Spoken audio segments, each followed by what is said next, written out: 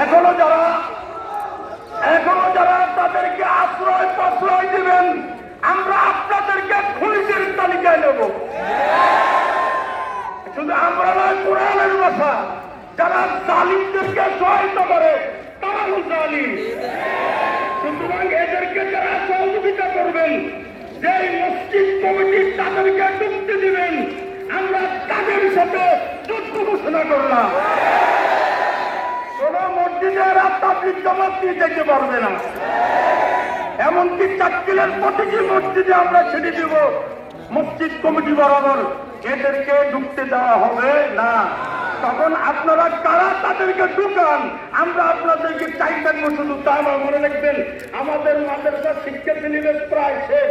যদি এদেরকে উচিত বিচার না করা হয়, আমরা রোডে, রাস্তাঘাটে, হাটে বাজারে, সর্বত্রে আমরা অবরোধ সৃষ্টি করবো ইনশাআল্লাহ।